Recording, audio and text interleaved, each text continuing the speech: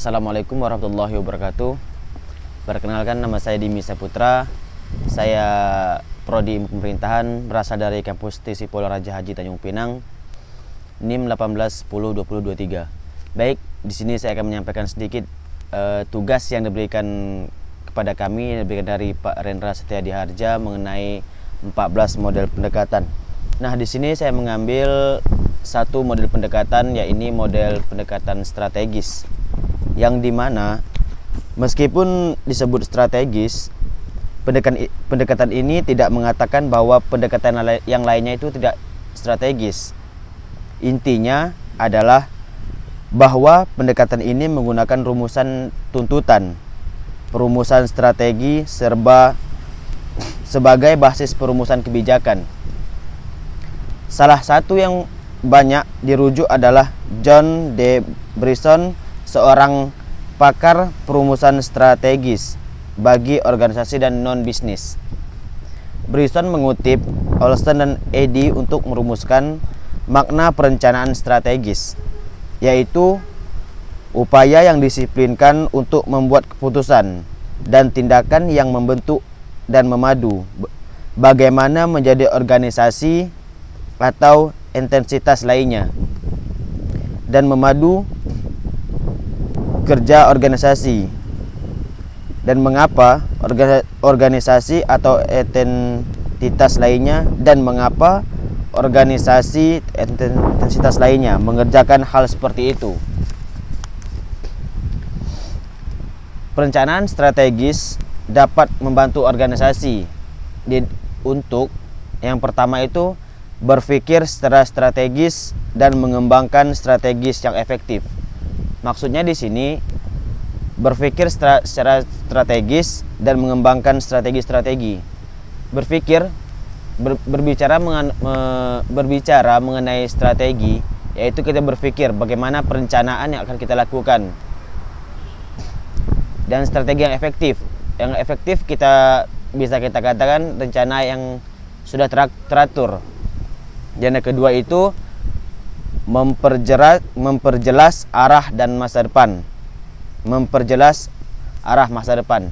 Nah, di sini kita berbicara tentang masa depan, kita menjelaskan bagaimana kedepannya kita ingin melakukan apa, dan menciptakan prioritas. Berbicara mengenai prioritas adalah keutamaan kita yang lebih penting untuk diri kita, yang kita dahulukan. Dan yang keempat ada membuat keputusan sekarang dan mengingat konsekuensi masa depan. Yang kelima, mengembangkan landasan yang koheren dan kokoh bagi formulasi keputusan.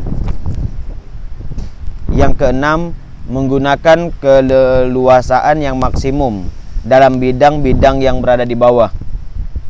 Yang ketujuh, kontrol organisasi. Di sini maksudnya kontrol organisasi, suatu pemimpin mengontrol bagaimana tindak lanjut suatu organisasi. Yang delapan, membuat keputusan yang melintasi tingkat dan fungsi. Yang kesembilan, memecahkan masalah utama organisasi. Yang kesepuluh, menangani keadaan yang berubah dengan cepat secara efektif. Yang kesebelas, membangun kerja kelompok dan keahlian. Nah, 11 poin yang saya bicarakan tadi, yaitu perencanaan strategis lebih memfokuskan pada pengidentifikasian dan pemecahan isu-isu, lebih menekankan kepada penilaian terhadap lingkungan di luar dan di dalam organisasi, dan berorientasi kepada tindakan. Yaitu ke-11 ini merupakan perencanaan strategi, dapat membantu suatu organisasi. Selanjutnya ada proses perumusan strategis sendiri, disusun dalam langkah-langkah sebagai berikut. Yang pertama, memprakarsai dan menyepakati proses perencanaan strategis yang meliputi kegiatan.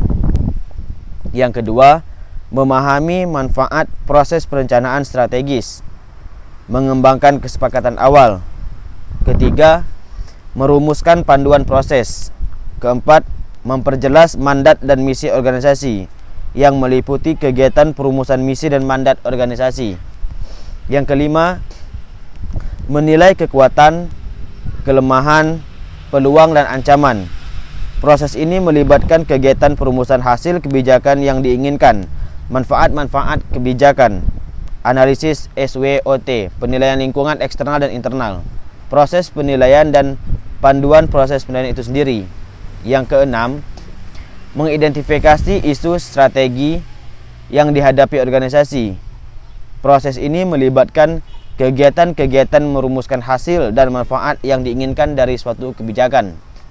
Merumuskan contoh isu strategis, mendeskripsikan isu-isu strategis. Yang ketujuh, merumuskan strategi untuk mengelola isu. Nah, model ini sebenarnya dapat dikatakan sebagai salah satu derivat manajemen dari model rasional karena mengandaikan bahwa proses perumusan kebijakan adalah proses rasional. Dalam pembedaan model ini lebih fokus kepada rincian-rincian langkah manajemen. Mungkin sekian yang dapat saya sampaikan. Jika ada kekurangan dalam penyampaian, jika ada silap kata dalam penyampaian, saya mohon koreksinya dari dosen yang bersangkutan atau dari kawan-kawan yang lain. Terlebih terkurang saya mohon maaf. Saya akhiri, wabillahi taufiq wal hidayah. Wassalamualaikum warahmatullahi wabarakatuh.